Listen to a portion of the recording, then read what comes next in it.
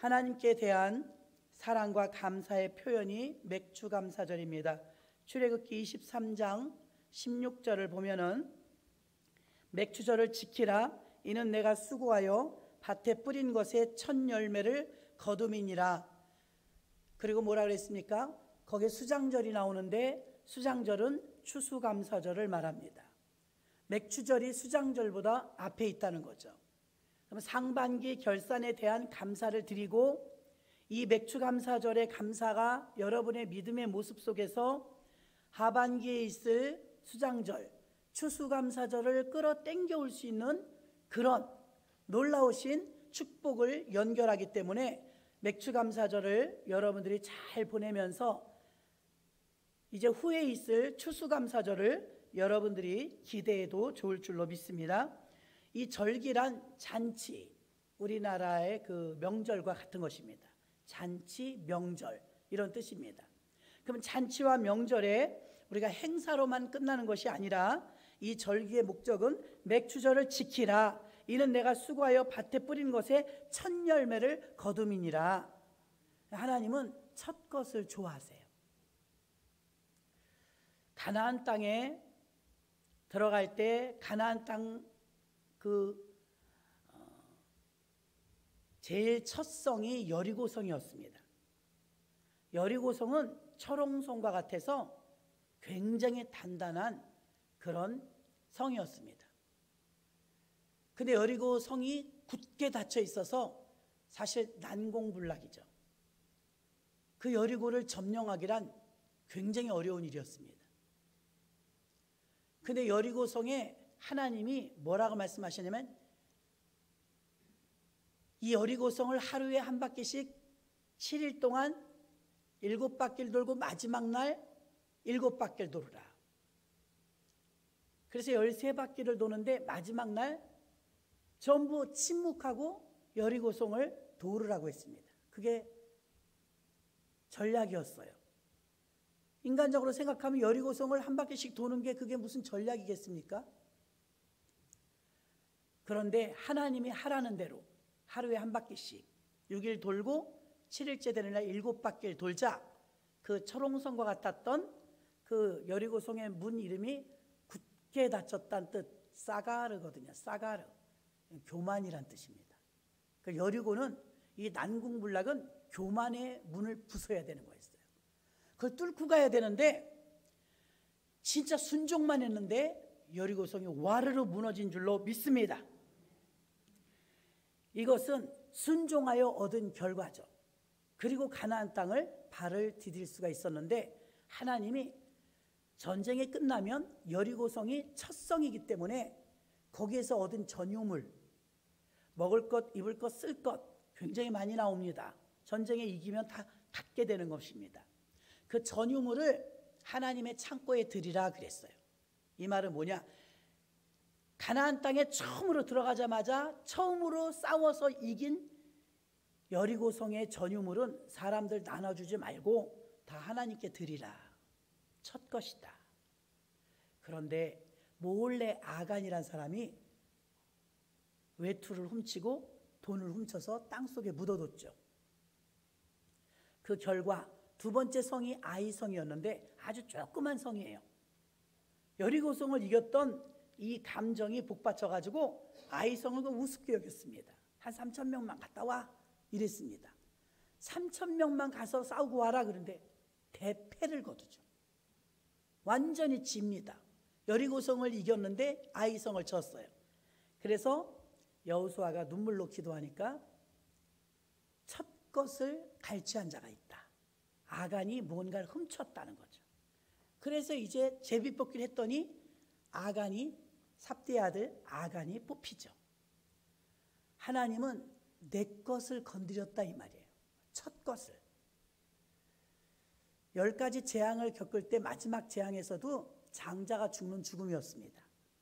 그리고 이스라엘 백성들이 사는 고센 땅에는 6월절 어린 양의 피를 바르죠. 문주방마다 인방마다 어린 양을 잡아 피를 발랐더니 그 밤에 애굽 사람들의 장자는 다 죽었는데 이스라엘 사람들의 장자는 동물까지 하나도 죽지 않았어요. 그건 잘나서가 아니고 착해서가 아니라 보혈의 피 때문인 줄 믿습니다. 어린 양의 피 때문이에요. 우리들도 구원받은 것이 행위가 아닙니다. 예수님의 피 때문입니다. 십자가에 달려 죽으신 그 피값, 그것 때문에 우리가 구원을 받은 것입니다. 그런데 하나님이 그 10가지 재앙에서 이스라엘 백성들의 장자는 다 살았는데 나중에 레위 지파를 뽑아내라고 하죠. 레위 지파에게는 가나안 땅에 들어가서 땅을 나눠줄 때 레위 지파만 안 줘요. 왜 그러느냐? 레위 지파는 첫 것이라, 그들은 내 것이라, 주의 종들을 말하는 거예요. 그들은 땅을 주지 않았어요. 분깃과 기업을 나눠주지 않고 모든 이제 12지파들이 땅을 나눠갖고 11조와 감사와 하나님께 드려지는 성물을 통해서 먹고 살도록 레위 지파들을 구별하셨어요. 그러니까 하나님은 보세요. 너는 내 것이라 첫 것을 굉장히 구별하세요. 그래서 여러분들도 지금은 많이 희미해졌지만 우리 주일학교 다닐 때만 해도요, 칫솔 하나만 사도 주일날부터 썼어요. 주일 지나서. 주일날은 쇼핑도 안 해요. 그러니까 언제나 모든 물건을 쓰거나 작황을 거두어서 농사를 지으면 제일 좋은 것, 첫 것은 항상 하나님 것. 하나님의 첫 것은 내 것이라 그랬어요. 내 것이라. 그 맥추감사절은 맥추감사절 지키라 그러니까 여러분 예배를 드리면서 지키는 것만 지키는 게 아니고 하나님이 명령하신 그것을 순종하느냐, 그걸 묻는 거예요. 첫 것을 엄밀하게 구별하느냐, 하나님께서 물으시는 것입니다. 교회는 하나님의 목적을 이루기 위해서 성령 충만한 사람들이 교회를 사랑하는 마음, 교회가 주님의 피값으로 세워졌기 때문에 하나님이 이 세상에서 얼마나 큰 건물과 자연 관광물이 많아도요, 하나님의 관심은 오직 교회입니다. 교회. 사람의 희망도 하나님의 희망도 교회입니다. 그래서 교회를 사랑하는 자를 찾으시는데 예수님이 죽으시고 탄생한 게 교회이기 때문에 하나님께서는 교회를, 이 오늘 맥추감사절을 교회 사랑주일이라고 하는 이유가 그래서 있는 것입니다. 교회를 정말 사랑하느냐 이것입니다.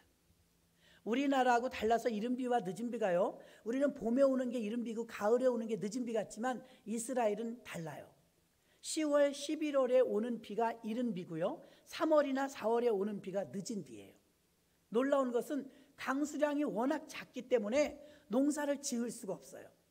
근데 이른비와 늦은비가 적절하게 내려주며 이슬이 내리지 않는다면 거기에 농사를 못 지을 거예요. 그런데 참 희한한 것은 이른비와 늦은비를 참 적절하게 내려주시고 아침마다 이슬을 내려주세요. 그래서 이스라엘이 그 유기농, 무공해로 농작물을 지어서 먹고 지금도 그렇게 삽니다. 우리나라에 비하면 비가 거의 안 오죠. 하수구가 없습니다. 물이 빠져나가는 게 아깝기 때문이죠. 지금은 기술이 좋아져서 갈릴리 바다에서 내려오는 물을 다시 올려보내고 다시 올려보내서 물을 하나도 버리지 않아요. 또 쓰고 또 씁니다. 워낙에 물이 없기 때문이죠. 강수량이 작은데도 늘 풍년을 거둘 수 있는 것은 하나님이 시기적절하게 내려주시는 비 때문인 줄로 믿습니다. 남한하고 북한도 마찬가지입니다. 남한 땅하고 북한 땅에 보면, 만원경으로 보면 북한은 민둥산이에요. 남한은 푸르르죠. 비 때문입니다. 우리는 비가 와야 될 때 이른비와 늦은비를 적당하게 주셔서 풍년을 맞이하는 것이고, 북한에는 제가 직접 물어봤는데 비료를 넣으면 홍수가 나서 쓸려가서 비료까지 없어진대요. 또 어떻게 해서 간신히 심으면 가물어서 씨앗이 말라 죽어버린대요. 비가 적절히 내리지 않으니까 북한 땅엔 식량이 부족한 것입니다. 땅으로 보거나 부지런한 걸로 보면 우리보다 더 나아요. 하늘에서 다 해주시는 것인 줄로 믿습니다. 우리가 우리 힘으로 안 돼요. 중국에 지금 한 달째 비가 왔었죠. 한 달 동안 비가 오니까 전 세계에서 오던 관광객들이 관광 다 그칩니다. 관광지가 다 유실되어 버렸어요. 그러니 우리가 죽고 사는 모든 문제는 하나님 손에 달려있는 줄로 믿습니다. 맥추감사절은 이렇게 3월, 4월부터 맥추절까지 여름 농사를 지어서 밀과 보리를 거두는 추수를 맥추감사절이라고 합니다. 상반기 감사죠. 그래서 보리와 밀을 수확하여 제일 첫 것을 거두어서 하나님께 드리는 절기가 맥추감사절이었고 아주 풍성했습니다. 하나님이 이 맥추감사절은 또한 초실절이라고도 하는데, 초실절은 바로 부활절을 말합니다. 그러므로 이 맥추감사절은 부활, 생명을 상징하고 있는 줄로 믿습니다. 우리에게 예수 그리스도는 이 세상의 그 어떤 것보다도 가장 귀한 선물인 줄로 믿습니다. 우리가 맥추감사절을 지내면서 절기로만, 행사로만 보내는 것이 아니라 사명감을 가지고 교회를 사랑하며, 더 나아가서는 예수님이 부활의 열매인 것처럼 우리들도 전도하여서 부활의 열매들을 주렁주렁 맺히는 것이 우리의 목적이 되어야 될 것입니다. 이 맥추감사절은 하나님이 주신 복을, 받은 복을 감사하는 것인데, 저와 여러분이 그동안 살면서 받은 복을 생각해 볼 수가 있습니다. 금년같이 어려운 상반기도 없었죠. 아직도 끝나지 않았지만 코로나 바이러스 때문에 우리는 전부 고통 속에서 상반기를 거의 모든 것이 마비된 상태에서 보냈습니다. 그럼에도 불구하고 굶는 사람이 없었고 우리에게 여전히 좋은 날씨를 주셔서 지구는 더, 땅덩어리는 더 풍성해졌다고 합니다. 사람들만 아우성이죠. 우리에게 아무리 곡식을 많이 주시고 많은 물질의 축복을 주신다 할지라도 우리들이 가져야 될 기본적인 마음속의 마인드는 이 세상에서 가장 귀한 선물의 축복은 예수 그리스도이십니다. 예수 그리스도, 예수님을 주신 것이 가장 큰 축복입니다. 사도행전 20장 35절에 보니까 범사에 여러분에게 모본을 보여준 바와 같이 수고하여 약한 사람들을 돕고 또 주 예수께서 친히 말씀하신 바 주는 것이 받는 것보다 복이 있다. 아멘. 자, 이 맥추감사절을 맞이해서 누가 복받은 사람이고 무엇이 복일까? 우리는 많이 받는 게 복인 줄 알고 있지만 하나님의 시각은 주신 복에 대하여서 많이 나누었느냐가 더 중요한 거예요. 오늘 사도행전 20장 35절의 말씀은 주는 것이 받는 것보다 복이 있다. 하나님이 생각하시는 복은 받는 복보다 주는 복이 더 크다고 말씀하고 알려주고 있는 줄로 믿습니다. 주는 것이 받는 것보다 복이 있다. 세상 사람들은요, 복을 추구합니다. 그리고 모두가 받는 복을 선호합니다. 우리들도 복 받기 위해서 얼마나 많이 노력합니까? 근데 하나님이 생각하고 계시는 복의 개념은 우리랑 조금 달라요. 우리는 복을 많이 받았으면 좋겠는데 하나님은 받은 복을 많이 나누었으면 좋겠다, 이 말입니다. 그러니까 많이 갖는 것보다는 많이 나누는 것을 더 깊이 생각하고 계시다는 것입니다. 할렐루야. 우리가 생각하지 못했던 것이죠. 세상 사람들은 부모님에게 많은 유산을 물려받으면 복받았다고 말합니다. 그러나 하나님이 생각하시는 복의 기준은 얼마나 많이 받았느냐에 있지 않고 얼마나 많이 베풀었느냐에 있다는 것입니다. 얼마나 많이 나누어 주었느냐. 우리에게 있는 모든 것 중에 얼마만큼을 베풀며 나누어 주며 살았느냐가 복의 기준이 되었다는 것입니다. 교회는요, 교인들에게 물질적인 복만을 받는 곳으로, 물질적인 욕구만을 채워주는 그런 장소로 가르쳐서는 안 됩니다. 세상이 주는 복보다 예수 그리스도께서 주셨던 산상수훈 8복을 우리는 더 많이 생각해야 될 줄로 믿습니다. 심령에 가난한 자는 복이 있나니 천국이 저희 것이며, 이렇게 시작하는 8복은 하나님이 생각하는 복과 우리가 생각하는 복에는 차이가 있다는 것을 말해주고 있습니다. 예수님께서는 우리를 이 땅에서 구원 주신 것을 시작으로 하여 복을 주십니다. 저와 여러분이 가장 기쁘고 가장 행복하게 생각해야 될 것은 구원받은 복인 줄로 믿습니다. 구원받은 것부터 출발하는 게 복이에요. 요한복음 12장 47절 보니까 사람이 내 말을 듣고 지키지 아니할지라도 내가 그를 심판하지 아니하노라. 내가 온 것은 세상을 심판하려 아니요 세상을 구원하려 함이로다. 아멘. 구원의 출발, 예수님이 오신 목적은 우리를 구원하러 오셨기 때문에, 우리를 살리러 오셨기 때문에 우리의 가장 큰 축복은 구원부터 출발하는 줄로 믿습니다. 우리는 모두 구원받은 줄로 믿습니다. 주님은 심판이 아니라 구원을 받게 하려고 교회를 세우셨다는 것입니다. 교회를 통하여서 천국 가는 정거장이니까 교회를 통하여서 구원받게 하려는 것입니다. 그럼 우리가 교회를 통해서 하나님이 주시는 신령한 복들은 어떤 사람들이 받게 되는지, 어떻게 해야 그런 복을 받는지 세 가지를 살펴보도록 하겠습니다. 첫째가 예수님이 중심이 되는 사람이 있습니다. 여러분들도 자가 진단을 한번 해보세요. 내가 누구 중심인지. 물질 중심인 사람, 명예 중심인 사람, 친교 중심인 사람,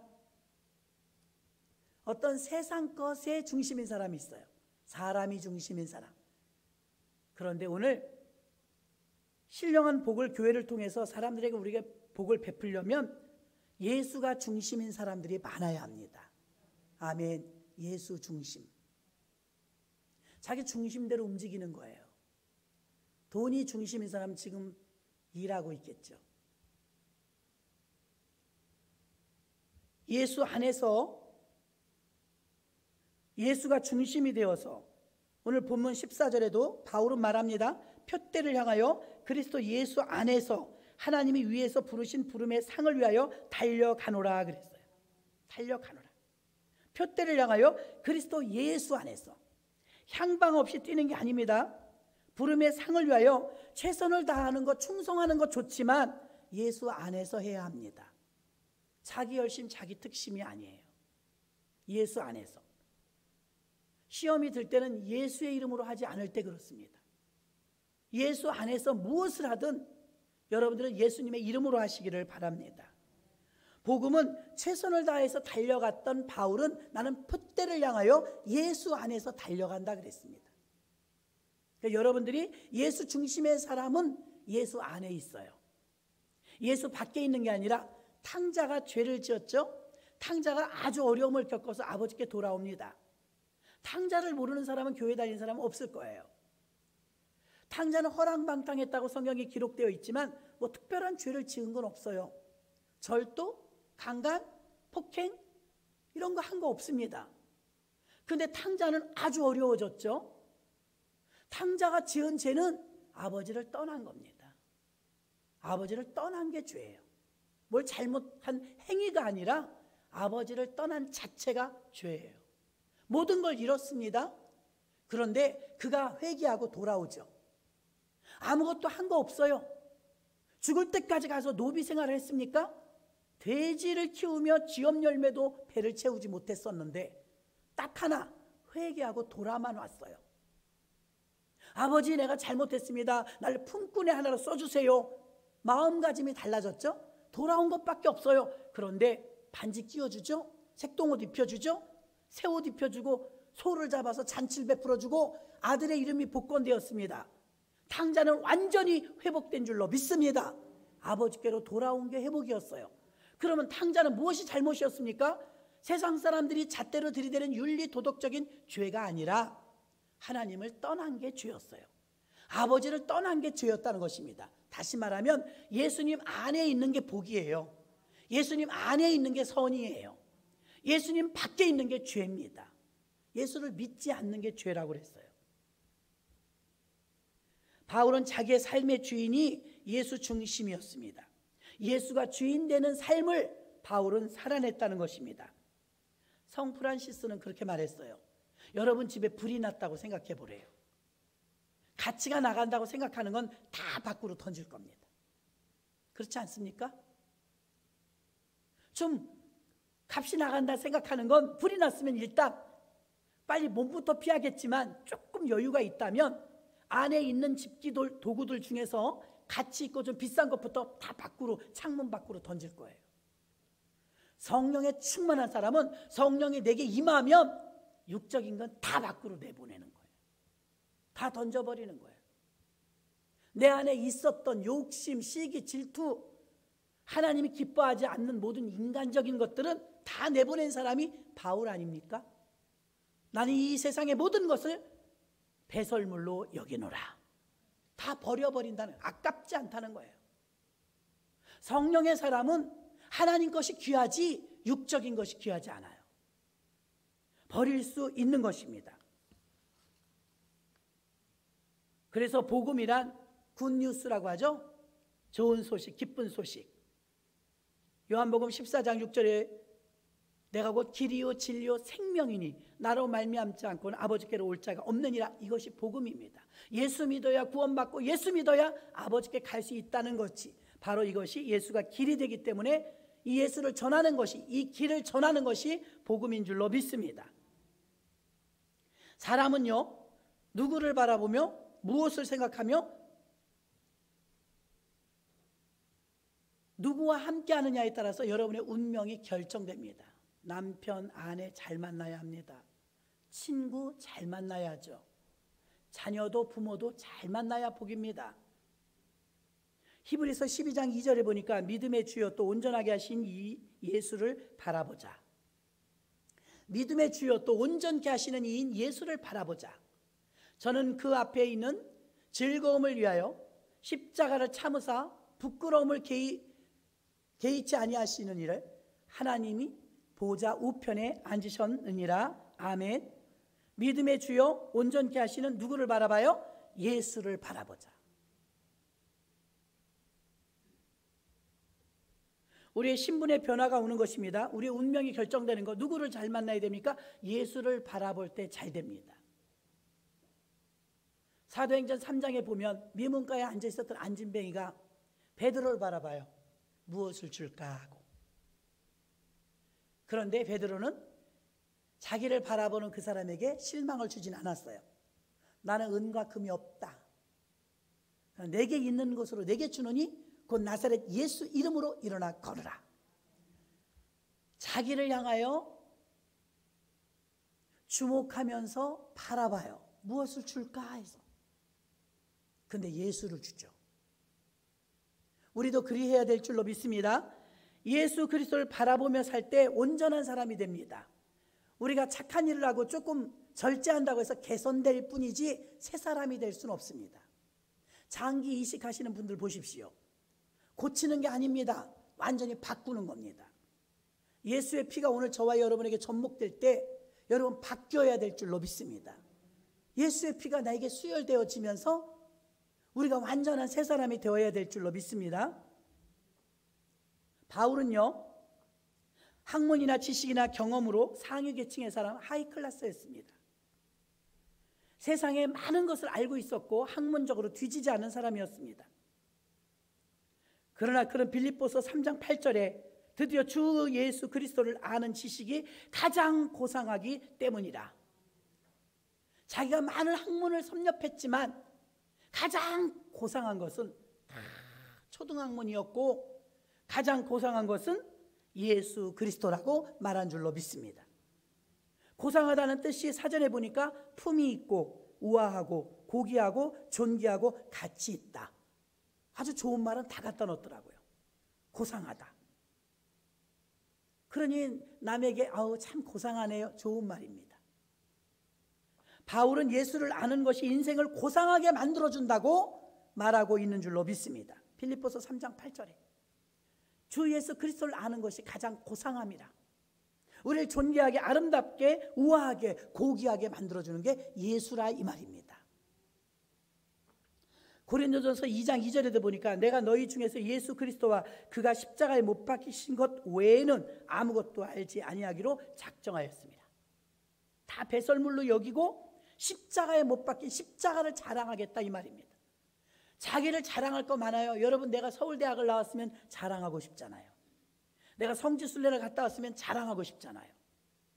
내가 박사학위를 받았으면 자랑하고 싶잖아요. 근데 바울은 뭐래요?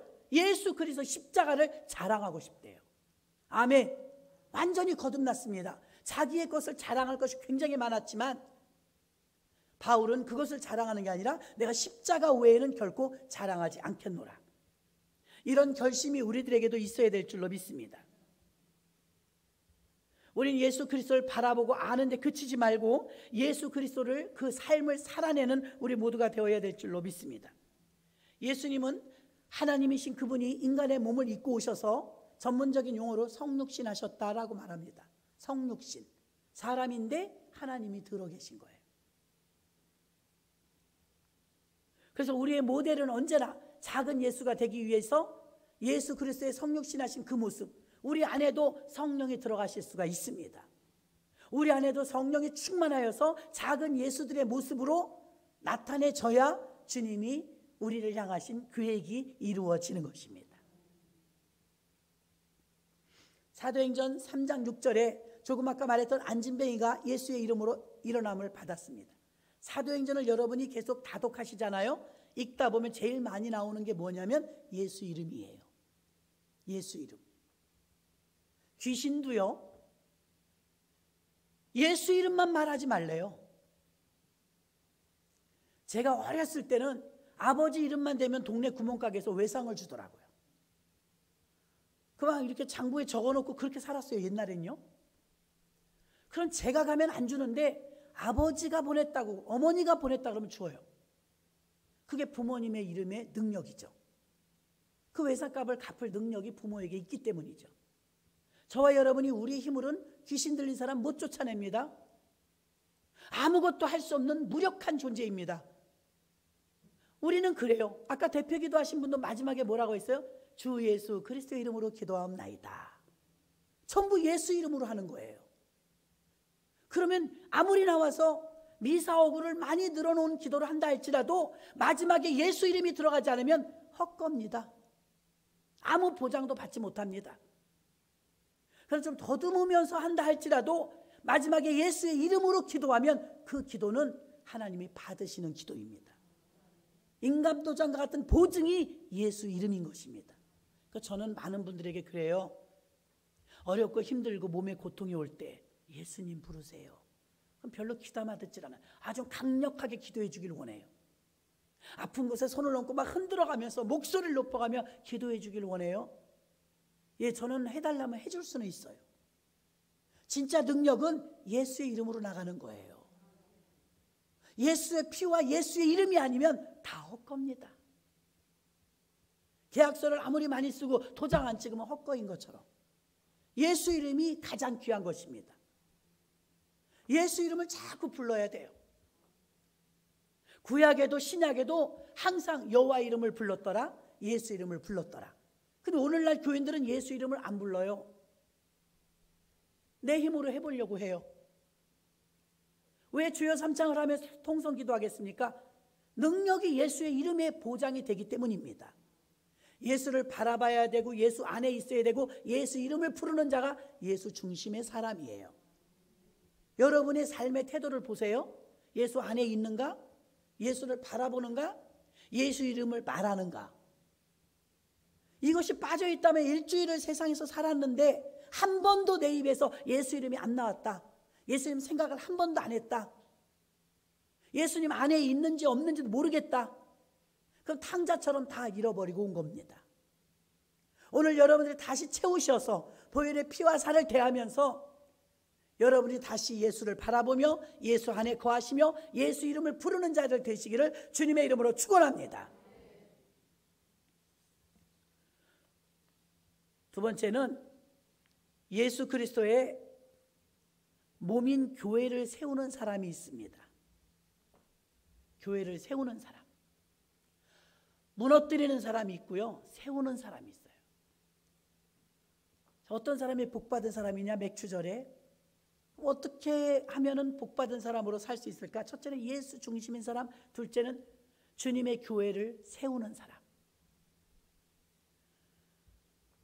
교회가 하나의 공동체로서 예수의 몸을 세운다. 에베소서를 보면 교회가 많이 나오는데요, 교회는 우리 모두가 지체가 각각이지만 몸이기 때문에 지체로서 서로 유기체 붙어 있어야 된다, 이 말입니다. 다시 말하면 교회는 하나 되어질 때 교회가 세워지는 것입니다. 에베소서 4장 3절에 보니까 평안에 매는 줄로 성령이 하나 되게 하신 것을 힘써 지키라. 아멘. 하나 되게 하는 걸 지키래요. 뭔가 더 많이 하려고 하지 말고 교회가 하나 되는 일에 여러분이 조력하세요. 그게 하고 있는 거예요. 성도를 온전케 합니다. 에베소서 4장 3절의 말씀은 성령이 이 모든 일을 평안에 매는 줄로 교회를 하나 되게 하는데, 이때 우리들은 도구로서 힘쓰라 이것입니다. 힘써 지키라고 말씀하고 있는 줄로 믿습니다. 하나 되는 것이 너무나 중요해요.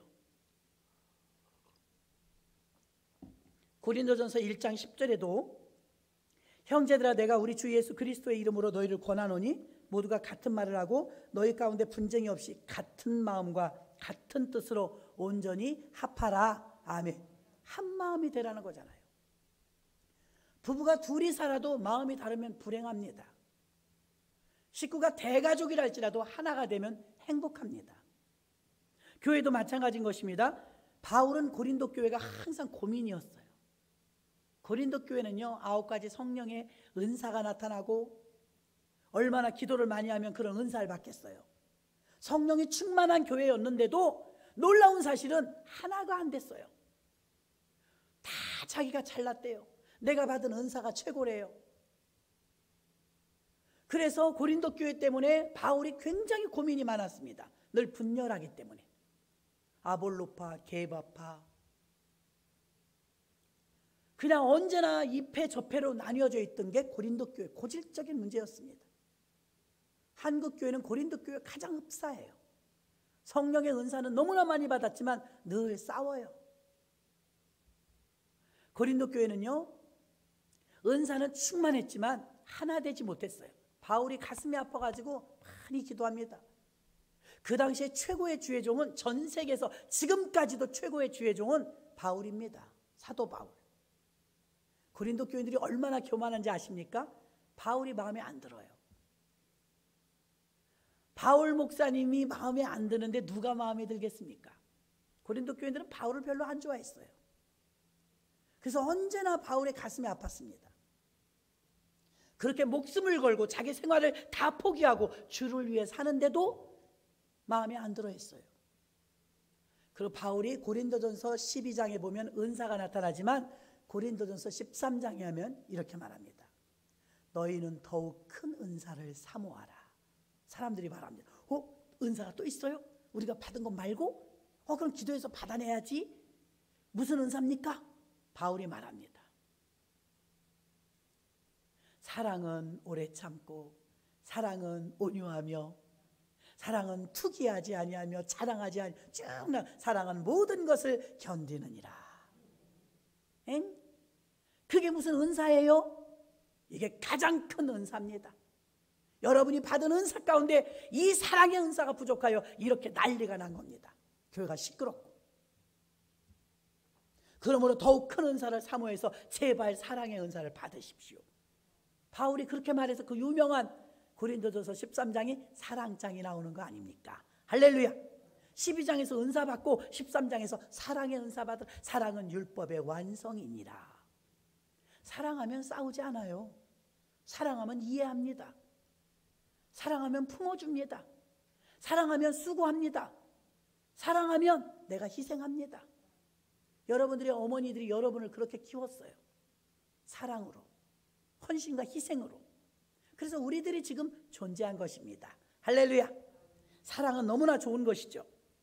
그래서 바울은 고린도 교회 분열 때문에 늘 근심했지만 그 분열을 녹이고 하나님께 불순종한 곳에서 돌이켜 교만과 자만을 내려놓고 사랑의 은사를 받으라고 외쳤던 것입니다.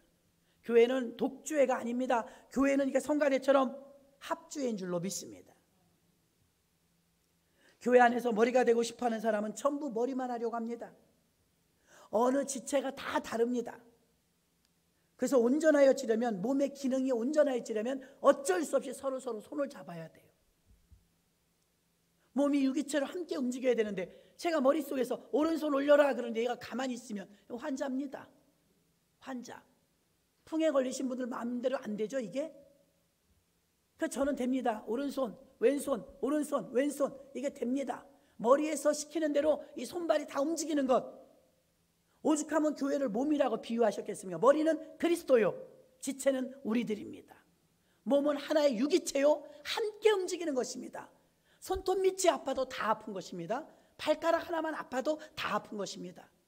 남의 문제가 아니라 내 문제로 받아들이는 것입니다. 성령 안에서 하나 되라고 말씀하고 있는 줄로 믿습니다. 그래서 진정한 맥주감사절의 복은 둘째로 그리스도의 몸된 교회를 세우는 사람, 서로 지체가 되어서 열심히 최선을 다하여 하나 되게 하는 일에 최선을 다하고, 내가 이런 말을 하면, 내가 이런 행동을 하면, 내가 이런 생각을 하면 이게 분산되겠구나, 하나 되지 못하겠구나, 그러면 내려놓는 거예요. 내가 참는 거예요. 그러면 하나 되는 줄로 믿습니다. 세 번째는, 마지막 세 번째는 하나님 나라를 세우는 사람. 오늘 새벽에 주기도문 강해하면서 들으신 분들 들었죠? 하나님 나라, 사복음서에 보면 하나님 나라, 천국, 예수님이 오신 이유도 회개하라, 천국이 가까웠느니라.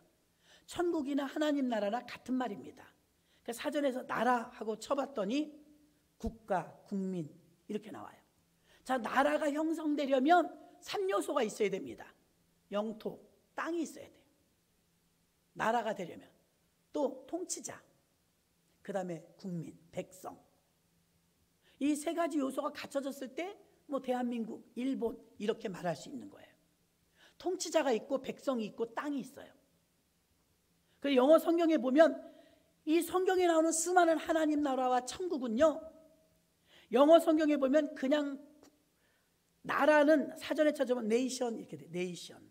이것은 국가란 뜻이에요. 근데 성경에 나오는 나라는 킹덤이에요. 킹덤. 자, 킹덤은 왕국, 왕권 이런 말이에요. 누구의 왕국? 하나님의 왕국. 하나님 나라의 왕국. 여기는요, 영토는 존재하지 않아요. 우린 대한민국 국민으로 살지만 또 하나 20절에 나오는 말씀처럼 하늘의 시민권을 가지고 있는 줄 믿습니다. 우린 두 개의 국적을 가지고 있죠. 또 하나의 국적은 천국이에요. 믿습니까? 우린 천국 백성인 줄로 믿습니다. 그러면 천국 백성의 국적을 가지고 있는데 여기는 영토는 필요하지 않아요. 이건 킹덤이니까. 그냥 나라 그러면 영토와 통치자와 백성이 있어야 형성이 되는 거예요. 아무리 작은 나라라 할지라도. 그런데 이 킹덤은, 하나님 나라는 다스리는 자와 또 백성, 그의 백성, 우리들입니다. 하나님과 우리가 있으면 나라가 형성되는 거예요. 장착할 곳은 영원한 천국이고, 이 땅에서도 여기 있다 저기 있다 하지 않고 너희 안에 있느니라, 이 땅에서 하나님이 천국의 모습을 보여줄 수 있는 곳이 교회인 줄로 믿습니다. 그래서 하나님 나라를 세우는 사람, 헬라어로 보면은 구약 성경은 히브리어로 되어 있고 신약 성경은 헬라어로 쓰여졌죠. 헬라어로 천국은 바실레이아 이렇게 말합니다. 바실레이아. 영어는 heaven 그러죠. 나라라는 개념은요, 하나님 나라는 바로 하나님 나라를 세우는 자는 우리가 늘 기도했던 킹덤 빌더입니다. 할렐루야. 킹덤 빌더. 처치 플랜팅은 교회를 세우는 사람, 킹덤 빌더는 하나님 나라를 세우는 사람. 예수님의 모든 관심이 천국이었습니다. 복음을 전할 때도, 제자를 선택할 때도 전부 하나님 나라였습니다. 우리의 관심과 좀 달라요. 우리 이 땅 것입니다. 하나님은 언제나 관심은 천국 복음을 전파하십니다. 항상 천국에 대해서 말씀하신 줄로 믿습니다. 마태복음 6장 31절로 33절 보니까, 그러므로 염려하여 이르기를 무엇을 먹을까, 무엇을 마실까, 무엇을 입을까 하지 말라. 이는 다 이방인들이 구하는 것이라 너희 하늘 아버지께서 이 모든 것이 너희에게 있어야 할 줄을 아시느니라. 여기서 중요합니다. 33절. 너희는 먼저 그의 나라와 그의 의를 구하라. 그리하면 이 모든 것을 너희에게 더하시리라. 아멘. 너희는 먼저 그의 나라, 그의 의, 그의 나라가 하나님 나라입니다. 하나님 나라. 언제나 예수 그리스도는 가르치실 때마다 하나님 나라에 집중했어요. 여러분이 저한테 지금 설교 듣느라고 집중하시는 것처럼 예수님은 언제나 천국과 하나님 나라에 집중하셨어요. 복음을 증거하실 때도, 병자를 고쳐주실 때도 언제나 관심은 천국이었습니다. 그래서 우리도 하나님 나라를 깊이 생각하고 하나님 나라를 위한 삶을 사는 것이 복받은 사람인 줄로 믿습니다. 삶의 우선순위를 하나님 나라에 두는 사람과 나는 천국의 시민권이 있어, 하나님 나라의 가치를 가지고 나의 우선순위가, 삶의 우선순위가 천국의 목적을 두고 있다면 우리는 살아가는 게 다를 줄로 믿습니다. 우리는 아직도 이 땅의 문제에만 얽매여 있지 않습니까? 자녀, 직장, 사업, 물질, 생계, 인간관계, 건강, 슬픔, 노후 대책, 음식, 웰빙, 삶의 모든 주제가 이런 것으로 나열되어 있지 않습니까? 우리는 관심이 하나님 나라 별로 없단 말입니다. 우리의 삶의 우선순위가 하나님 나라가 들어있어야 될 줄로 믿습니다. 영원한 천국의 가치를 알고 우리가 헌신하고 헌금하고 예배드리고 이렇게 주일날 나와서 시간 드리고 몸 드리고 왜 이렇게 합니까? 천국을 믿기 때문인 줄로 믿습니다. 천국의 가치를 알면 천국의 가치를 위해 달려가는 것입니다. 이 땅의 가치를 더 귀히 여기면 이 땅만을 위해서 달려가는 것입니다. 그 천국에 대한 가치를 안다면 천국을 향해서 달려가야 될 줄로 믿습니다. 마지막으로 누가복음 17장 20절로 21절 보니까 바리새인들이 하나님 나라가 어느 때 이 말이있까?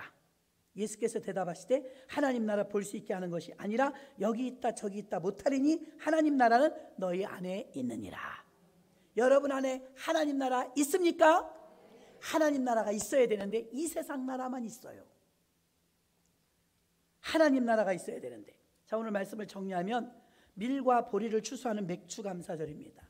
절기로 행사로 끝나는 것이 아니라 맥추감사절은 부활의 열매요, 맥추감사절은 복음을 주신 것에 대한 감사인데 하나님이 주는 복의 기준은 받는 것보다 주는 자가 복되다고 말한 줄로 믿습니다. 비록 내가 가난해도 나누는 삶을 살고 있다면 그 사람은 복받은 사람인 줄로 믿습니다. 99칸의 집을 가지고 있다 할지라도 인색하기 그지없는 사람이라면 그 사람은 복받은 사람 아닙니다. 세상 사람들이 보는 기준과 우리는 달라요. 어려운 사람들이 어려워도 어려운 가운데 나눔 생활을 많이 합니다. 내가 얼마를 버느냐가 중요한 게 아니라 어떻게 쓰느냐가 중요합니다. 내가 얼마를 가지고 있느냐가 중요한 게 아니라 얼마나 어떻게 남을 위해 쓰였느냐가 중요합니다. 그러므로 우리의 가치관이 바뀌어야 될 줄로 믿습니다. 교회를 사랑하는 성령의 사람은 지체가 됩니다. 지체가 되기 때문에 우리는 예수 안에 있는 사람, 예수를 바라보는 사람, 예수를 외치는 사람이 되어져 교회를 세우는 자가 되어서 교회를 주님이 얼마나 사랑하시는지 우리도 사랑하는 자리에 들어가야 될 줄로 믿습니다. 킹덤 빌더가 되어서 하나님 나라를 마지막으로 세워서 주님이 그렇게도 관심을 갖고 모든 초점과 집중, 온 사역을 전부 천국에 맞췄던 것처럼 우리도 우선순위를 천국에다가 바라보는 기준이 달라지는 저와 여러분 되시기를 주님의 이름으로 축원합니다. 하나님 아버지 감사합니다. 오늘 맥추감사절을 맞이하여서 교회를